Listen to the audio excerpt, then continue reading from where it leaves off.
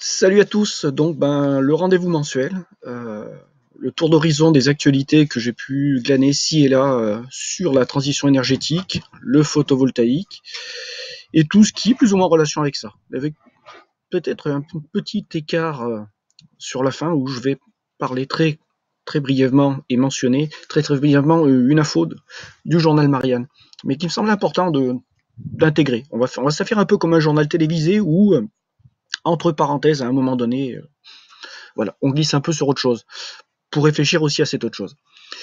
Donc, l'actualité de la transition énergétique. Alors, je l'ai déjà dit, j'ai beaucoup de remarques sur les stop pubs, sur les publicités.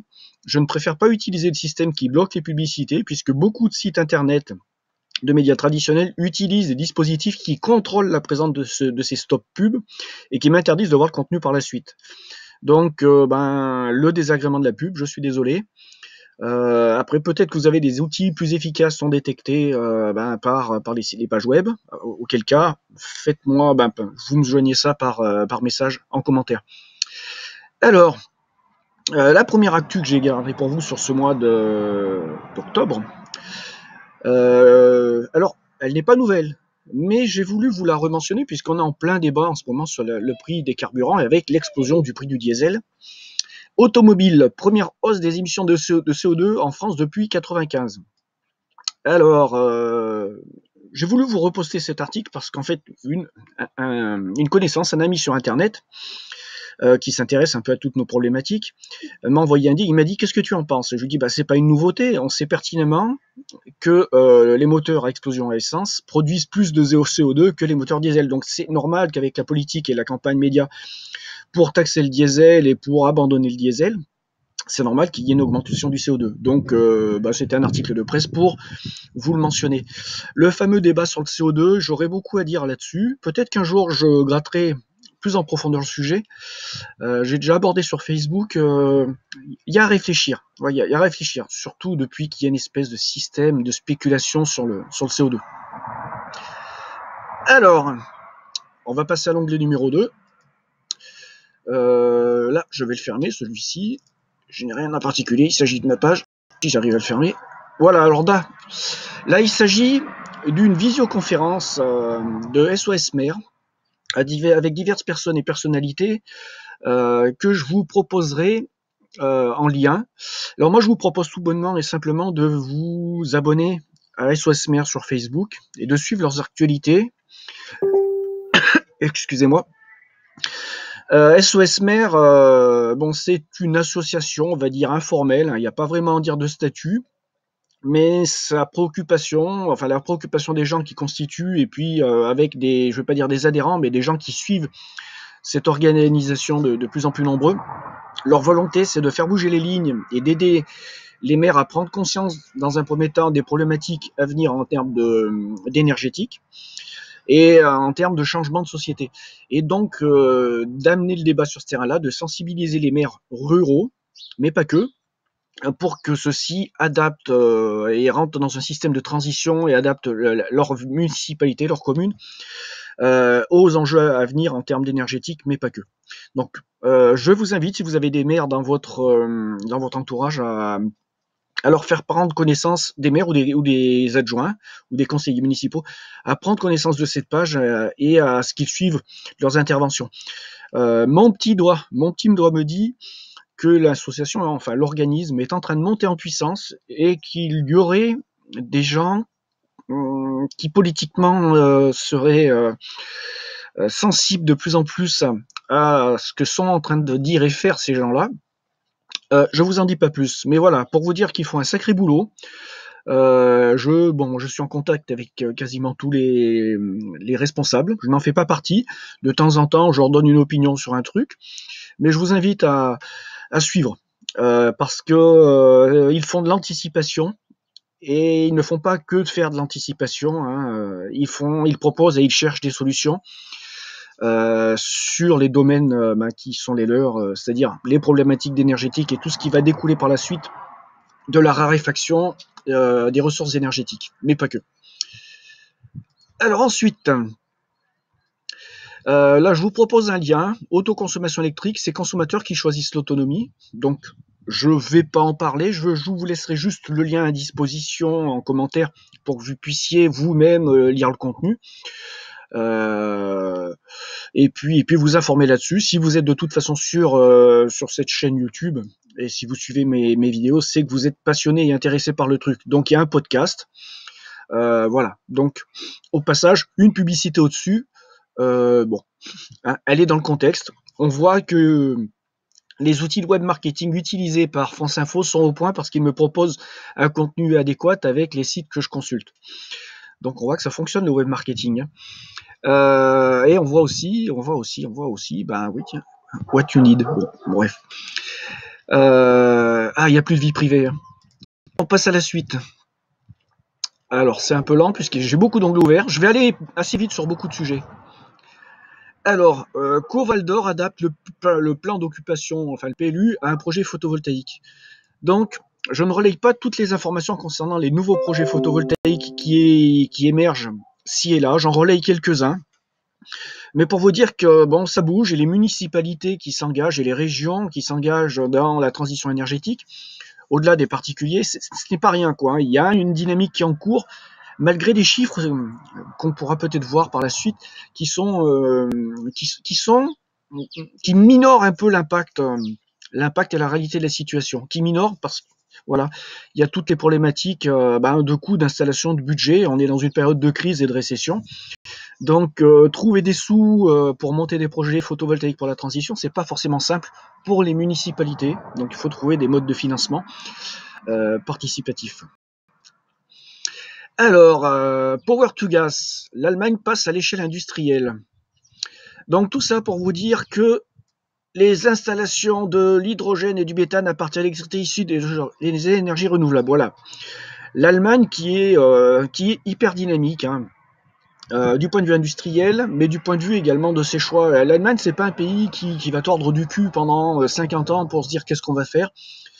Ils prennent des décisions fermes et définitives. Ils font des erreurs, et ils en ont fait, et ils en feront d'autres, mais ils ne sont pas comme nous à être le cul entre deux chaises. Quand ils prennent une direction, ils y vont. Ce qui, à mon sens, est une de leurs très grandes qualités, au-delà de leur ingénierie.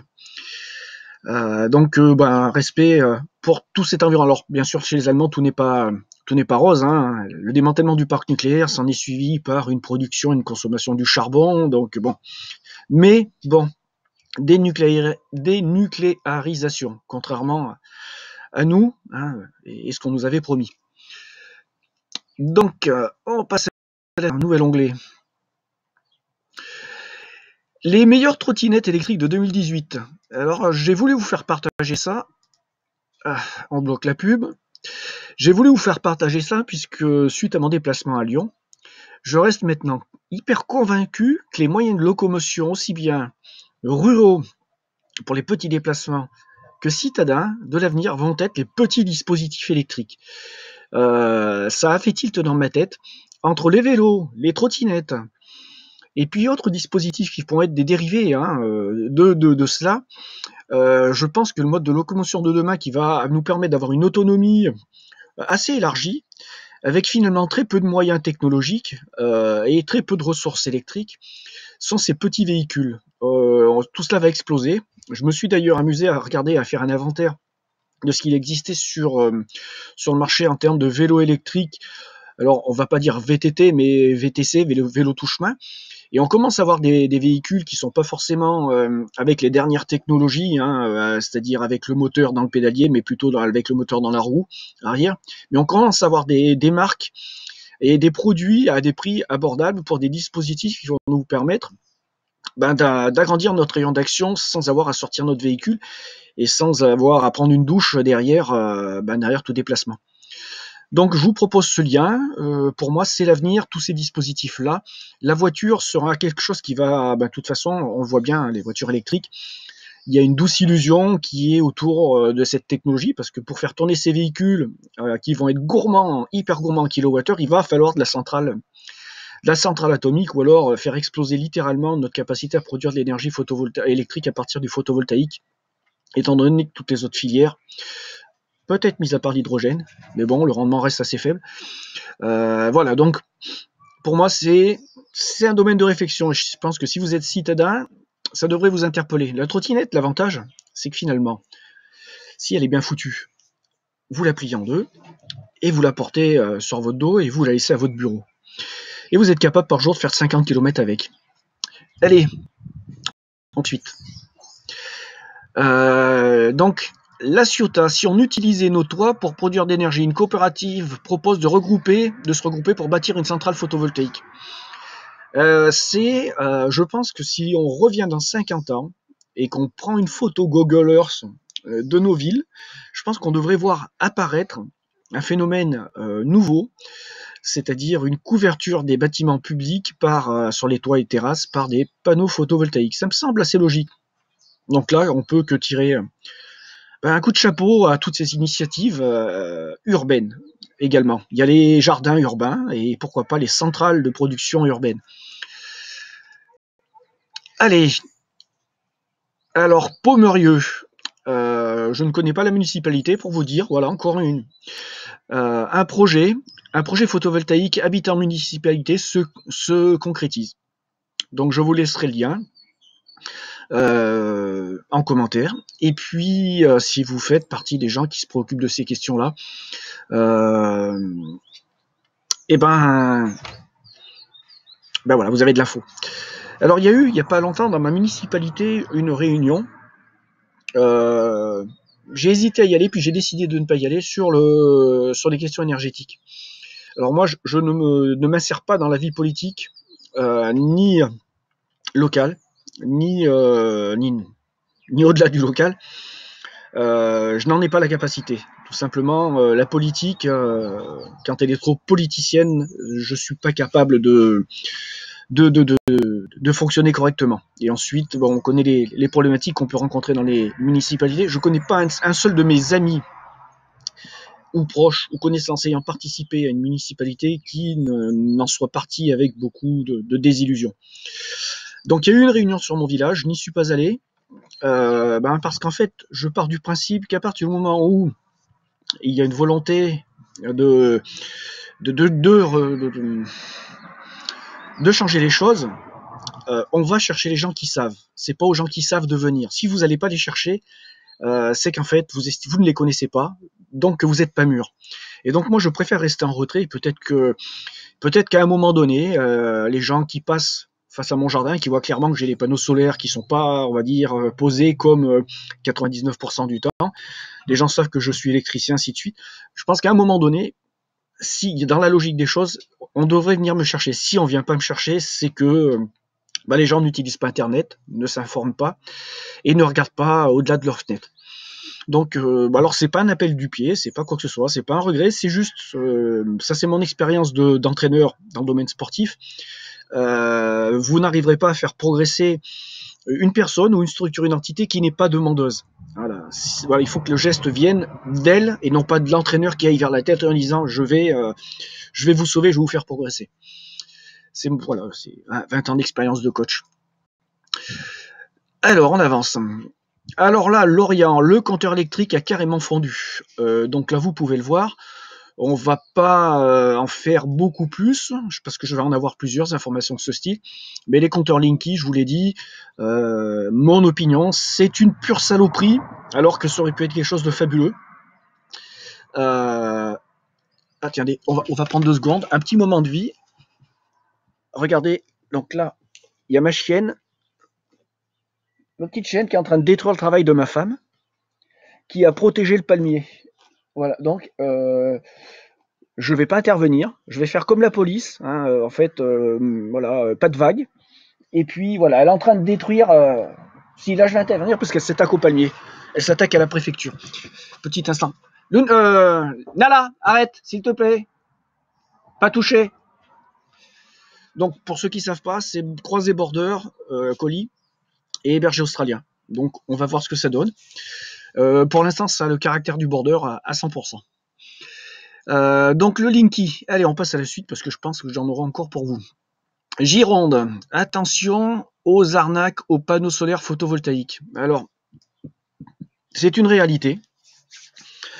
Nous avons, et pas qu'en France, j'ai regardé des articles au Québec, nous avons effectivement beaucoup de gens peu scrupuleux qui sentent les les coûts financiers et qui démarche et puis propose du photovoltaïque. C'est pas une légende, c'est une réalité. Donc moi, je vous dirais simplement, encore une fois, et peut-être même à chaque vidéo, faites attention et ne vous lancez pas rapidement. Un projet photovoltaïque, c'est quelque chose qui se mûrit pour moi sur 2 ans. Voilà, 2 ans. Pourquoi? Parce qu'en 2 ans, vous allez pouvoir avoir récolté un max d'infos et de retours d'informations. Vous allez bien prendre le temps de faire le truc. Et comme ça, vous allez pouvoir écarter les risques de vous faire entuber. Parce qu'il y a de l'entubage. C'est pas que ça marche pas, mais c'est qu'il y a des boîtes qui sont plus scrupuleuses, pas compétentes, et des projets qui vont être mal montés. Alors, Renault lance un programme de stockage stationnaire, baptisé Advanced Battery Storage. On va essayer de faire l'accent. Ce programme consiste à bâtir des unités de stockage d'une capacité de 60 MW qui seront installées en France et en Allemagne. Un objectif, faciliter l'intégration des énergies renouvelables au sein des réseaux électriques. Donc, très bonne nouvelle. Globalement, on voit qu'il y a beaucoup de projets, des projets assez intéressants, c'est important, qui se mettent en place. Alors, point fort, ces unités auront à terme une capacité d'au moins 60 MWh, soit la consommation journalière de 5000 foyers. Donc, vous faites 60 MWh divisé par 5000 et vous aurez un petit calcul du nombre de kilowattheures besoin dont une famille est présupposée avoir besoin, on va dire une famille standard. En France, on est sur entre 2,2 et 2,7 personnes par foyer. Alors, des panneaux photovoltaïques prennent feu sur le toit d'un centre commercial à Dillon. Donc là, on est en Martinique. Donc ça, c'est une réalité. C'est une réalité rare, mais c'est une réalité. Et c'est une réalité qui explique ce que je vais vous montrer. Pourquoi je n'ai pas foutu mes panneaux photovoltaïques sur le toit de la maison. Donc là, vous voyez, maison, avec une exposition quasiment idéale. J'ai de quoi faire une belle surface. Au sol, il y a 54 mètres carrés sur cette partie-là. Donc j'aurais pu mettre un beau paquet de panneaux solaires. Mais non. Mon père était pompier pro. Et donc, voilà. Donc voilà où sont mes panneaux solaires. Donc en limite de propriété, moins d'un mètre 80 de hauteur et moins de 3 kWh, crête. Ce qui fait que, étant donné que mon plan d'occupation des sols, il n'y avait pas de restriction, et ben dans ce cas de figure-là, j'ai pas eu de demande de travaux à faire. Et mes panneaux sont pas sur le toit de la maison, donc s'il y a un problème sur les panneaux, et ben la maison ne risquera pas d'être incendiée. Ou voire même s'il y a un incendie dans la maison d'origine indéterminée, non photovoltaïque, les pompiers pourront intervenir puisque sous ces panneaux-là, j'ai un dispositif, un sectionneur qui va couper la production électrique et pour ne plus envoyer d'électricité dans la maison. Alors vous avez un abonné de la chaîne dont j'ai présenté l'installation qu'il a mis en service il y a maintenant une semaine, ou peut-être même presque 15 jours, qui lui a utilisé le même principe que moi. Il a préféré mettre ça sur un côté. D'ailleurs, il y a de plus en plus de gens qui font ce que je dis. Alors, moi, je fais pas de la réinjection réseau, donc j'ai pas de. Je consomme tout ce que je produis. Enfin, je consomme tout ce que je produis. Je consomme pas tout ce que je pourrais produire, mais je consomme ce que je produis. Sachez maintenant que même pour les installations qui ne sont pas sur le toit de la maison, EDF va vous racheter, si vous faites de l'autoconsommation avec revente, EDF va vous racheter des kilowattheures non consommés, même si votre installation n'est pas sur le toit de votre maison. Donc, si vous avez un peu de terrain comme moi, réfléchissez-y. Voilà. Pour moi, c'est pas négligeable, la sécurité. Alors, énergie solaire en Espagne ou la volonté politique de dynamiser l'autoconsommation. Donc ça, c'est un sujet. J'en avais déjà parlé. L'Espagne avait une loi qu'on appelait l'impôt sur le soleil, qui en fait a imposé. J'ai un gros problème avec ma souris qui me fait. Bon, on va rester comme ça. On va essayer de bloquer ça. Donc, excusez-moi. L'Espagne, c'est la molette de la souris qui envoie. La souris commence à déconner, il faut que je la change. En Espagne, donc, il y avait une loi très défavorable aux petits producteurs d'électricité au-dessus de 10 kW crête de panneaux solaires. Normalement, le gouvernement actuel est en train de faire sauter ce verrou. Ce que je vous avais expliqué, c'est qu'en fait, en Espagne, les gens, avec la campagne de communication qu'il y avait eu, pensaient qu'ils ne pouvaient plus installer de panneaux solaires. Et en fait, ce qui était totalement fallacieux, ils pouvaient en installer à partir du moment où ils avaient moins de 10 kWh crête de panneaux solaires, ils n'étaient pas assujettis à ce fameux impôt. Donc là, il s'agirait de faire sauter ce verrou-là. Voilà, donc petite info, l'Espagne qui semble revenir un peu sur le raisonnable, étant donné les immenses ressources dont il dispose avec le soleil. Pour un exemple, on va aller sur des ordres de grandeur, puisque je les connais, avec 3 kWh crête de panneaux, c'est-à-dire 12 panneaux. On va arrondir à 12 panneaux solaires, 20 mètres carrés. Dans le nord de la France, vous produisez 3000 kWh. Si vous mettez dans le Pas-de-Calais, 3000 kWh. Au centre France, vous allez être à 3005, 3007. Dans le sud de la France, vous allez être à 4000, 4002. Et dans le sud de l'Espagne, vous allez être à 4005. Donc vous voyez les différences de rendement en fonction de la météo et de l'ensoleillement. Allez, on passe à la suite. Tesla, où sont passées les tuiles solaires promises par Musk? Voilà, donc un article qui nous révèle que voilà, il y a Tesla, outre ses problèmes financiers, fait des choix, fait des investigations, des projets, et puis que certains projets restent plus ou moins figés ou un peu dans les cartons, puisqu'on voit réservation jamais honorée. Alors oui, on a vu beaucoup de communication au sujet de ces tuiles, Tesla ou pas. Tout ça pour dire que de toute façon, le problème qui va se poser avec ces tuiles solaires, ça va être le coût. Alors que des panneaux solaires posés en superposition ou comme moi un abri, enfin pas un abri, un appentis spécifique, ça revient finalement à pas grand chose. Alors un autre projet local, l'épargne des habitants environnés pour transformer une ancienne mine en parc solaire. Voilà.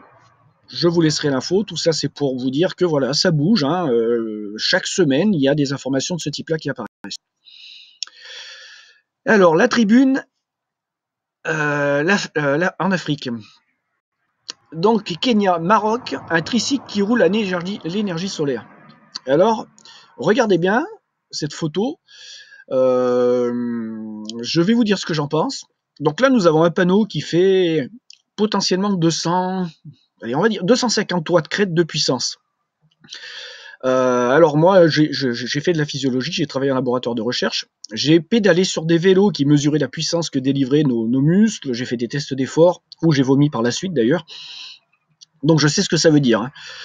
Par exemple, bon, moi je suis quelqu'un qui est très explosif, je vais vous donner des ordres de grandeur un peu, et j'ai fait un test sur vélo qui est réservé aux cyclistes, et principalement les sprinteurs, et qui consistait à partir à bloc avec une charge résistive au cul du vélo assez importante, et pour moi de partir en mode sprint d'un seul coup pour voir la capacité maximale de puissance que je pouvais délivrer, le temps que je pouvais la conserver, et ensuite la pente descendante lorsque j'arrivais plus à pédaler. Alors les chiffres que j'avais eu, c'était puissance max que j'avais développé, c'était 1100 watts. Ensuite j'avais tenu pendant 4 à 7 secondes, je me rappelle plus cette puissance max, et ensuite une pente qui décroissait. Donc on avait remarqué que grâce avec ce profil-là, que j'avais un profil type sprinter 200, voire même 400 mètres. Ce qui n'est pas faux. Bon, après, on se découvre des talents sur le tard, mais bon, j'aurais pas eu le niveau international. J'aurais sans doute pu avoir un petit niveau régional, mais j'avais plus de disposition que beaucoup de gens pour ce type d'effort. Que beaucoup de gens, mais par contre en quantité et en qualité, beaucoup moins que ceux qui ont un niveau national, international. Mais bon, quand on découvre ça à 42 ans, c'est un peu tard. Hein. Donc, ça vous permet de vous rendre compte, donc par les étapes de Tour de France, les cyclistes grimpent l'école avec des puissances de 400, 450 watts. Hein. Bon, avec parfois des petits soutiens, un petit moteur planqué dans le pédalier ou une petite intraveineuse. Bon, mais bon, c'est les puissances. Donc là, si vous avez ce tricycle, on peut dire que le poids doit être aux alentours des 30-35 kg, la personne qui va faire 45 kg, le poids du panneau qui va être, vu qu'il n'a pas de cadre, 10 kg, vous faites la totalité. Vous savez que le panneau solaire, ici même, va pouvoir vous fournir 200-250 watts crête, et ben vous vous rendez compte qu'il y a un véhicule qui va être capable de vous faire, de vous balader tranquillement à vitesse réduite, grâce et en direct à l'énergie solaire. Rajoutez-y une petite batterie, bien sûr, et puis vous avez un véhicule, je dirais, très astucieux et pour moi totalement viable. Donc, avis aux bricoleurs français, hein, pourquoi pas une petite remorque ensuite pour faire de la livraison. Allez, à plus au prochain lien.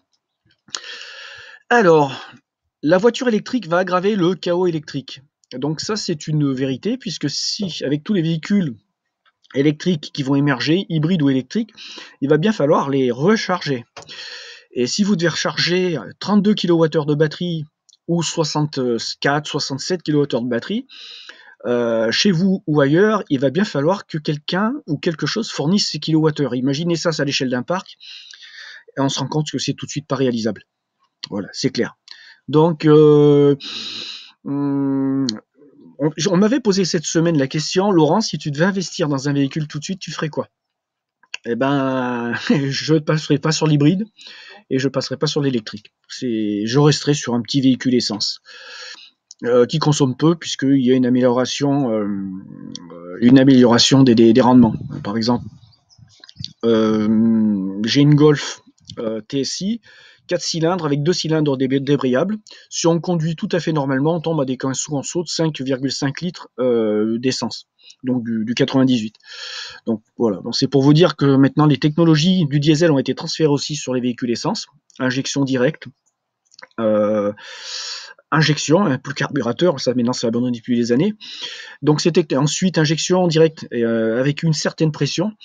Et ce qui fait que maintenant, vous vous rendez compte que les véhicules à essence ont des capacités. Ensuite, jeu sur le nombre de cylindres. Hein. Vous vous rendez compte qu'on n'est pas, qu'on n'est plus sur des consos comme avant sur des véhicules de ce type-là de 150 chevaux qui allaient vous pomper 10 litres, 12 litres.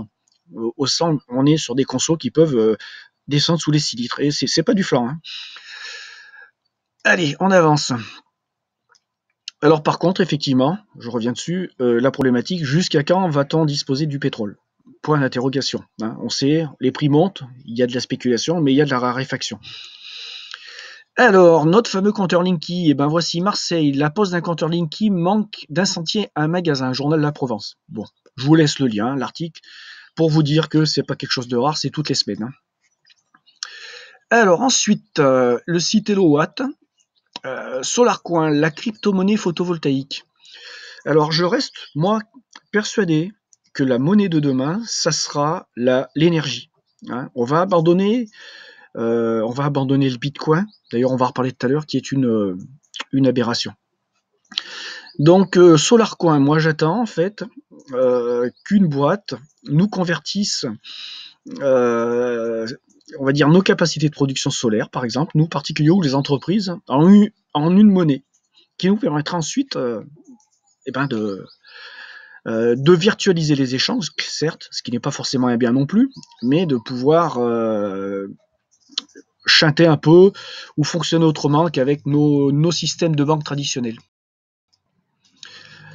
qui sont tout en faillite d'ailleurs. Pour remplacer sa chaudière à fioul. Ce retraité investit aujourd'hui 10. Alors, climat, les installations de panneaux solaires baissent en France. Donc ça, c'est ce que je vous disais tout à l'heure. Hein. On a des informations contradictoires. On a une dynamique positive sur toute la transition énergétique, mais on constate globalement qu'en fait, qu'il y a les émissions de CO2 ont augmenté, normal, ce que je vous avais dit, passage du diesel à l'essence, mais également qu'il y a une baisse des installations des panneaux solaires. Donc il y a des phénomènes un peu contradictoires. Tout ça mériterait qu'on creuse le sujet. Ah, donc nouvel article qui confirme le précédent, qui nous dit solaire photovoltaïque au second trimestre 2018 et une baisse des raccordements. Alors, il y a peut-être un phénomène intéressant. Peut-être, en plus de la poser, qu'il y a plus en plus de gens qui font comme moi, c'est-à-dire qui foutent des panneaux solaires dans le jardin, mais qui ne sont pas qui ne raccordent pas EDF, qui ne font pas de revente et de réinjection, qui autoproduisent, autoconsomment sans faire de réinjection. C'est peut-être, allez savoir, peut-être qu'il y a une explication là. Si c'est ça, je trouve que c'est une super nouvelle. Mais je pense pas, mais bon. Allez, on va dire qu'il faut exaucer nos vœux et nos souhaits. Encore un article, émissions de CO2, l'impasse de la voiture électrique. Alors, la date, regardez, le 23/10/2015. Donc, c'est pas une nouveauté. Donc, on voit qu'il y a des choix industriels, économiques qui sont faits, qui sont pas forcément logiques. D'ailleurs, il faut se poser la question, qu'est-ce qui est vraiment logique ? Pour moi, il est évident qu'on va pas pouvoir entre guillemets, sauver la planète ou sauver notre civilisation si on ne devient pas moins énergivore. C'est-à-dire qu'il va falloir nous adapter. Et donc, pour nous adapter, ce qu'il va falloir faire, il va falloir faire comme nous faisions avant, c'est-à-dire nous adapter à la réalité du climat et du soleil. En gros, l'idée, elle devra être la suivante. Nous avons des énergies dites renouvelables, le vent, la marée, le solaire, la pluie, donc avec les barrages. Et il va falloir adapter notre vie à cette réalité-là. Et donc, il va falloir arrêter de faire produire nos usines la nuit, et voire même arrêter certaines activités industrielles la nuit, étant donné que la nuit, tout le monde devrait dormir. Et si on dort la nuit, on n'a plus besoin d'électricité ou quasiment peu, sauf les services d'urgence, services hospitaliers, pompiers, la défense, les commissariats, enfin les fonctions basiques, un peu d'éclairage. Et là, on se rend compte que si on repasse à un mode de fonctionnement qui respecte les cycles de la nature, eh ben, les problématiques environnementales seraient différentes. Mais bon, ce que je remets en cause, c'est ni plus ni moins que le capitalisme sous sa forme moderne, c'est-à-dire on travaille jour et nuit, quitte à y laisser la santé et quitte à détruire notre environnement. Hop, un autre article, Marianne. Est-ce que celui-ci... Non, alors celui-ci, j'ai prévu de vous le laisser pour la fin, justement. Je vais le remettre à la fin. Et on va revenir sur le précédent. Alors, journal RTL. Donc RTL qui nous dit la France ne serait plus du tout dans les clous de l'accord de Paris. La date, 26/10/2018. Donc ça, c'est une information que je savais pertinemment. Et c'est d'ailleurs quand on m'a toujours parlé, oui, Trump est un enculé, l'environnement. Et quand vous savez ce qui se passe en coulisses, parce que vous vous intéressez à ces questions environnementales et énergétiques, et vous savez pertinemment qu'en même temps que Macron faisait la morale à Trump en lui disant qu'il avait une politique suicidaire du point de vue environnemental, Macron, au niveau des instances européennes, cherchait à saboter les accords européens sur l'énergie parce qu'il savait que financièrement, il ne pouvait pas atteindre les objectifs fixés par l'Union européenne en termes de transition énergétique. Voilà, hein, il faut rétablir la vérité. Allez, une étude révèle que le Bitcoin pourrait accélérer le réchauffement climatique. Alors le Bitcoin, ça fait partie de ces aberrations que je ne connaissais pas et on m'a expliqué comment ça fonctionnait.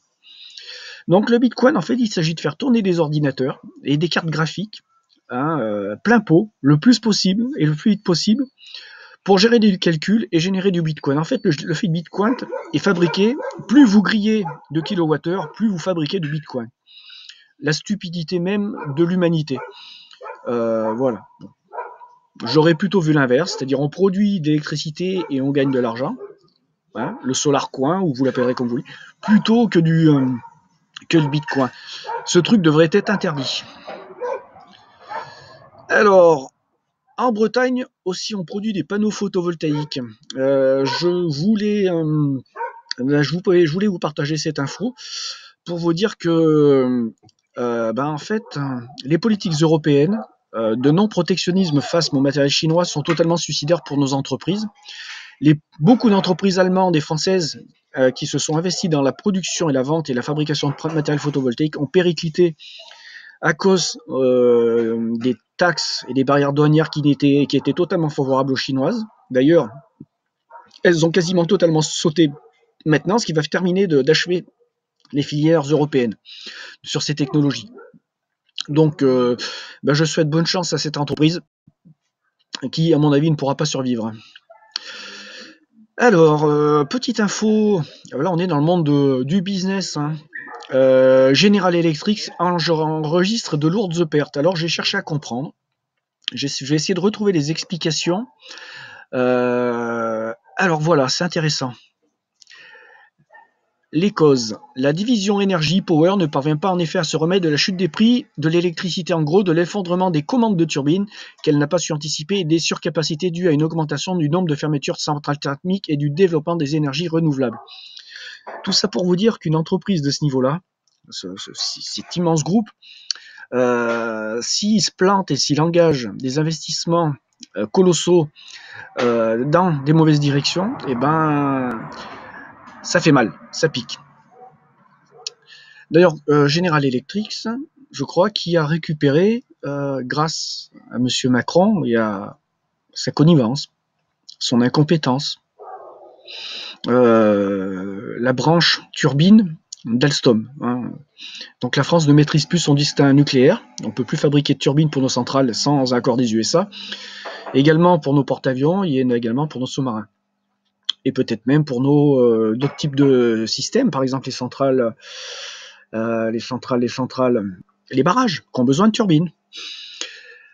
Voilà, donc la France ne maîtrise plus son destin grâce à Monsieur Macron. Bon, un peu de politique au passage, ça fait pas de mal. C'est un domaine où on maîtrise plus grand-chose grâce à Monsieur Macron. Alors, un article que j'ai trouvé intéressant. Point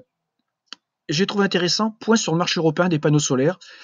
Donc, l'interviewée Alexandra Del Medico, donc Medico en espagnol qui veut dire médecin, secrétaire général de Califelec, entretien exclusif. Je vous laisse le soin de lire la totalité de l'article. Il y a des choses qui m'ont paru intéressantes. Il y a eu une question et puis il y a eu une réponse. Actuellement, quelles sont les obligations pour les professionnels de la pose?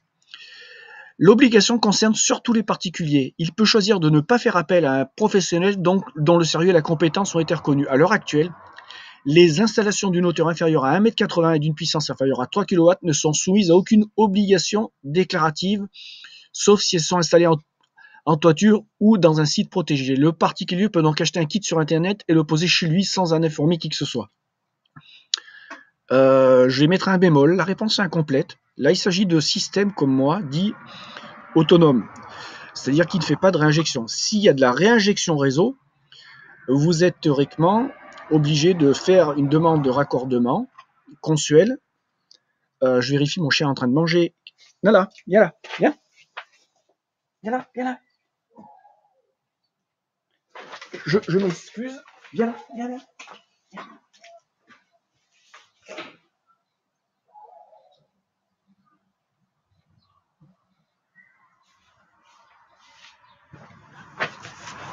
Me revoici. Donc ma petite chienne qui a 3 mois et qui a tendance à bouffer tout ce qu'elle trouve. Donc quand je la vois croquer, je regarde si elle n'a pas un bout de bois qu'elle serait pas en train d'essayer d'avaler. Donc pensez-y, si vous faites de la réinjection réseau, sans revente. Hein, donc si tout ça, il faut le faire de façon avec du matériel homologué avec les normes VDE et demander leur raccordement, faire passer le consuel et ainsi de suite. Voilà, je vous laisse la suite de l'article. Il y a des choses qui sont assez intéressantes aussi, mais c'est surtout ce que je voulais mentionner là. Hop. Alors ensuite, on va faire un peu dans la science. Des chercheurs de Berkeley ont créé une cellule photovoltaïque qui générera de l'hydrogène et de l'électricité. C'est pour vous dire que dans les cartons, il y a des dispositifs. Il y a des gens qui bossent et il y a des gens qui trouvent. Ce ne sont pas que des chercheurs, ce sont aussi des trouveurs. Donc, chaque mois, on a des petites... Qu'est-ce que tu manges encore? Qu'est-ce que tu manges? Allez, je vous la montre, pour ceux qui ne la connaissent pas. Voilà. Madame bouffe tout. Voilà. C'est pour ça, elle voulait certainement venir à l'écran.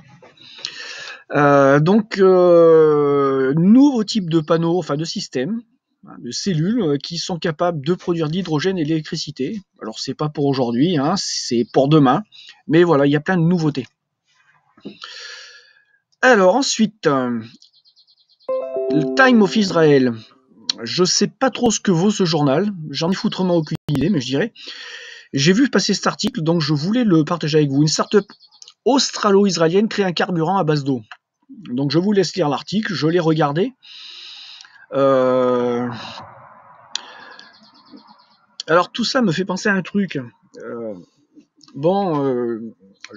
Pour moi, fabriquer de l'hydrogène, c'est absolument pas compliqué. Vous faites de l'électrolyse, une simple batterie, vous faites de l'électrolyse et vous avez de l'hydrogène et de l'oxygène, carburant, comburant. Il suffit d'injecter ça dans un moteur à combustion classique, et puis théoriquement, vous devez pouvoir produire des explosions si vous avez les bons calculateurs. Je pense pas que ce soit une barrière infranchissable. Mais bon, je suis pas physicien, je suis pas chimiste, mais j'ai comme dans l'idée que ça doit être possible.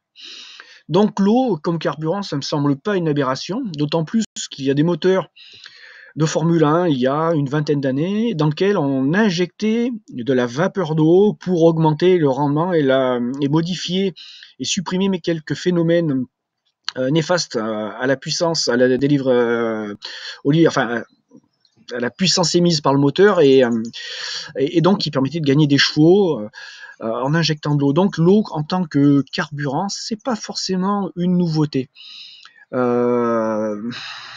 Qu'est-ce qu'on peut dire d'autre là-dessus?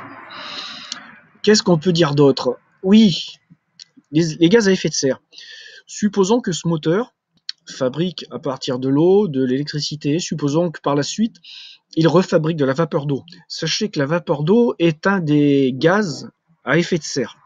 Voilà, donc il n'y a pas que le CO2, hein, il y a la vapeur d'eau également. D'ailleurs, amusez-vous à chercher sur Internet la composition de l'atmosphère terrestre.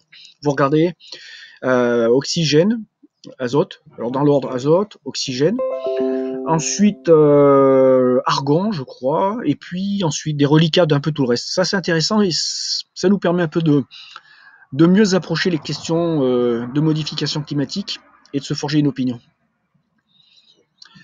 Alors, les échos, opinions, vous produisez, j'en suis fort aise et bien stocké maintenant. Alors, j'ai pu lire cet article, je ne peux plus le lire puisque j'ai dépassé mon quota. Mais il est super intéressant.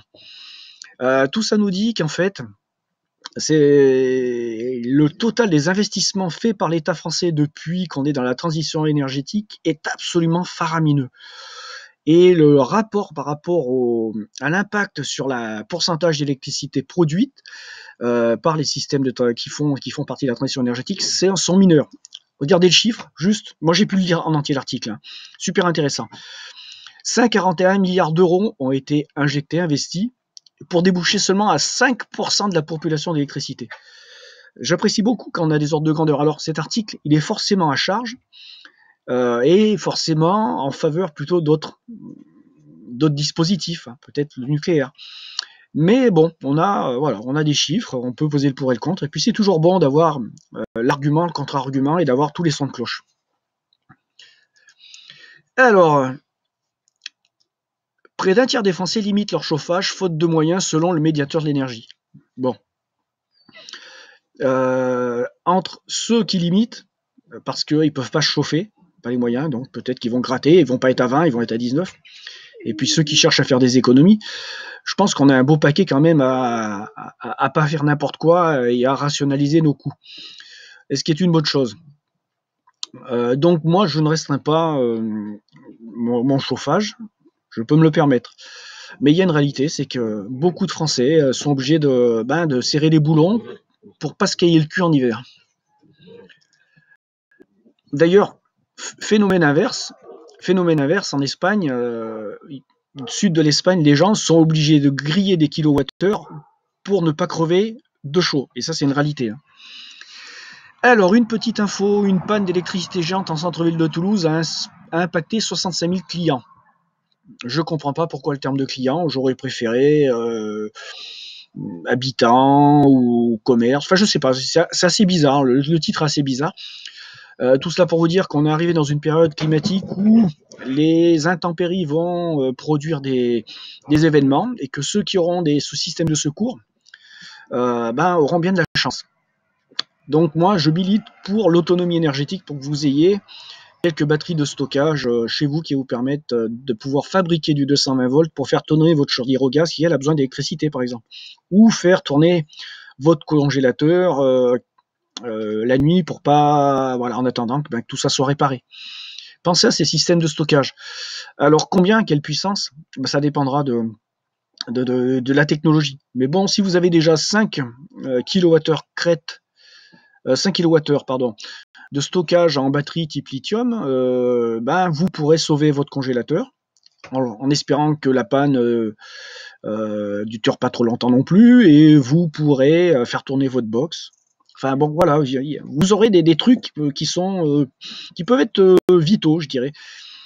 Votre frigo même. Pensez-y, au-delà du solaire. Mais bon, c'est des dispositifs qui existent.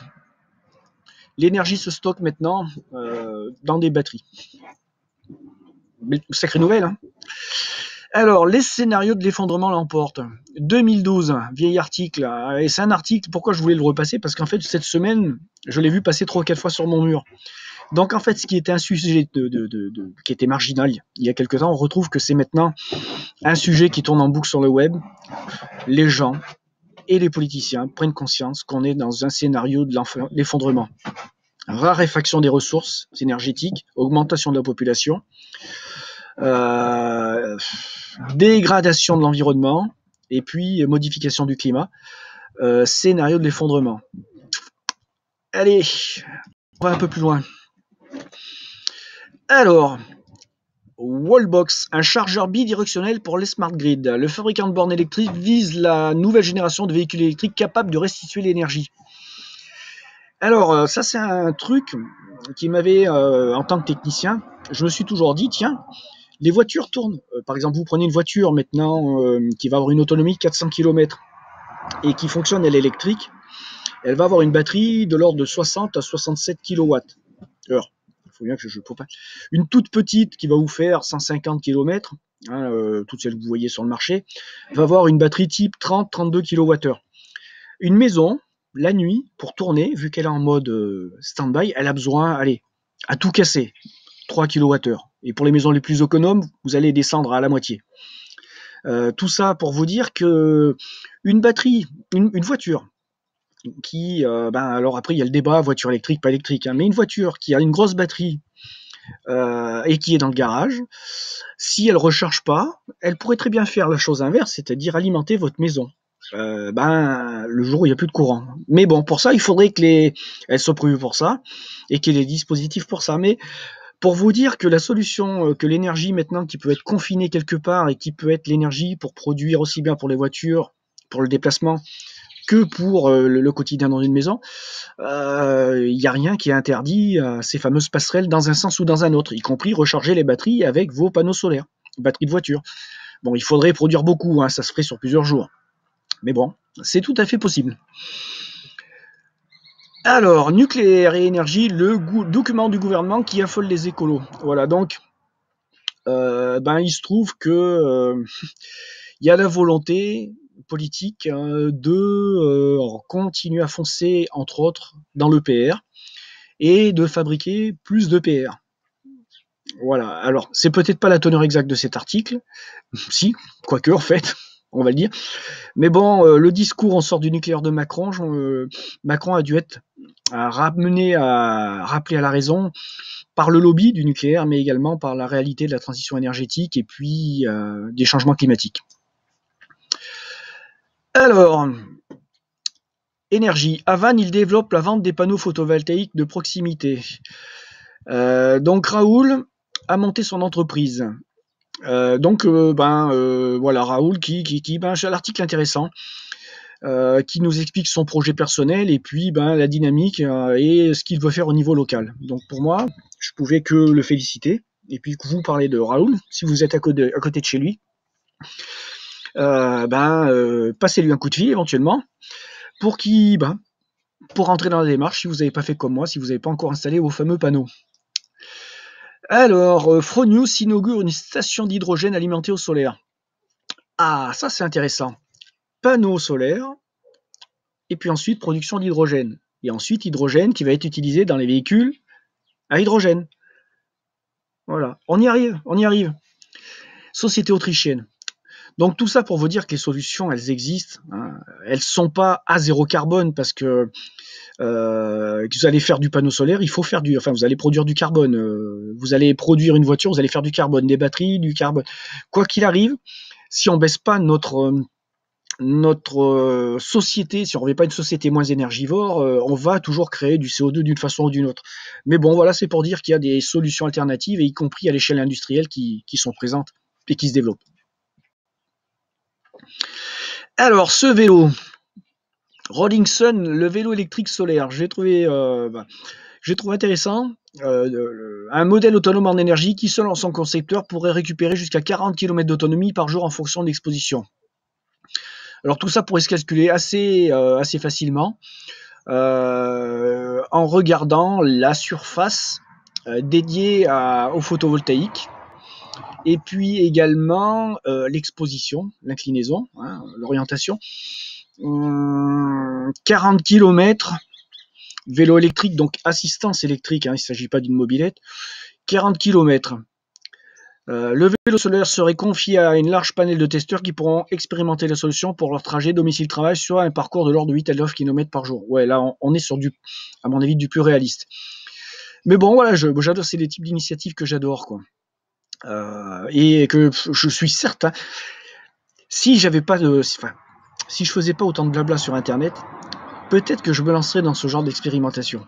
Voilà, un peu de soudure, un peu de montage, peut-être un coup de main de mon fils d'ailleurs qui est de la partie en mécanique. Moi, mes compétences en électrique, et il y aurait peut-être moyen de rigoler et de fabriquer un vélo ou un dispositif, je sais pas, un tricycle. Peut-être ça serait ce qu'il faudrait que je fasse d'ailleurs. À réfléchir. Alors, on arrive maintenant à la fin de cette vidéo, 50 minutes, et là, je voulais vous parler d'un sujet annexe qui a aucun rapport avec le photovoltaïque, la transition énergétique, mais qui est en rapport avec globalement un sujet que j'ai traité ici, mais que je traite souvent, c'est l'effondrement. Et un des signes de l'effondrement, ce sont les troubles sociaux. Et donc, une société qui s'effondre n'a plus la capacité de produire des richesses pour tout le monde, et il y a une mauvaise répartition des richesses qui crée de la pauvreté, de la précarité, et donc ce qui engendre par la suite de la violence et de la délinquance. Ensuite, ces effondrements à l'échelle d'une planète provoquent des mouvements de population. On peut y rajouter les phénomènes climatiques qui vont amplifier ces mouvements. Et tout cela crée une situation qu'on peut qualifier de chaotique. Donc, je vous présente cet article du journal Marianne où Gérard Collomb se lâche dans Valeurs Actuelles. Donc, le journal Marianne qui lui-même va parler d'un article de Valeurs Actuelles. Donc Marianne, on va situer ça, je dirais, à gauche comme journal. On ne va pas situer ça à droite. Valeurs Actuelles qu'on va situer à la droite conservatrice. Et donc, qui reprend les propos de Gérard Collomb. Alors Gégé qui a démissionné, on n'a pas la raison précise de sa démission, je pense il ne pouvait plus travailler avec Macron pour diverses raisons, mais bon, peu importe, le fait qu'il ait démissionné lui ont donné une certaine liberté de parole, et dans cet article, il nous parle, voilà, les médias reportent des propos. Alors, je vais les lire avec vous. L'air grave, le septuagénaire lâche alors une phrase en guise d'alerte solennelle sur la situation des quartiers où la loi du plus fort s'imposerait devant celle de la République. Aujourd'hui, on vit côte à côte. Je crains que demain, on ne vive face à face. Lance Gérard Collomb devant un Édouard Philippe stoïque. Là, ça c'est dit. Dans un certain numéro à paraître, donc l'hebdomadaire très droitier Valeurs Actuelles choisit de dévoiler un dialogue off. Donc le off, vous connaissez, c'est ce qui se dit une fois que le micro est coupé et qui parfois déborde dans des livres ou dans des articles. Donc la conversation s'oriente vite vers la situation sécuritaire en France. Les rapports entre les gens sont très durs, les gens ne veulent pas vivre ensemble. Constat de M. Collomb, c'est-à-dire communautarisation. Bon, on va traduire, je traduis avec mes mots. Je relis ce qui est entre guillemets. C'est très inquiétant. Ce que je lis tous les matins dans les notes de police reflète une situation très pessimiste. Les rapports entre les gens sont très durs. Les gens ne veulent pas vivre ensemble. Donc voilà. Donc, Valeurs Actuelles reprend aussi. Quelle est la part de responsabilité de l'immigration ? Énorme, lui répond Collomb. C'est pour ça avec Emmanuel Macron, nous avons voulu faire changer la loi. Bon, bref. 5 ans pour éviter le pire. D'après Gérard Collomb. Je vous laisserai le lien de l'article si ça vous intéresse. Donc, je voulais partager cet article-là. Je pense qu'un jour, je ferai une vidéo qui sera plus précisément sur cette thématique-là. L'évolution de la société, enfin les évolutions en cours d'ailleurs. Rappelez-vous, quelques 72 heures, il y avait ces fameuses alertes sur l'Halloween sanglant avec... donc, prophétie autoréalisatrice, il se trouve qu'il y a effectivement eu des gens dans la rue pour faire un peu du n'importe quoi. Donc tout ça pour dire qu'on est dans une dynamique où il y a des problématiques d'énergétique, de sécurité énergétique qui se profilent, mais qu'elles vont être couplées à d'autres problématiques. Et je pense qu'il est bon qu'on se penche et qu'on arrête de se voiler la face là-dessus, et qu'on recherche maintenant des solutions qui sont déjà certainement présentes pour endiguer ce phénomène qui prend une place de plus en plus préoccupante. Chez moi, c'est une réalité. Sur ce, maintenant, je vous remercie d'avoir suivi, et puis au prochain journal, et à d'autres vidéos sur la thématique photovoltaïque, et puis d'autres, avec la liberté que je me donne de le faire.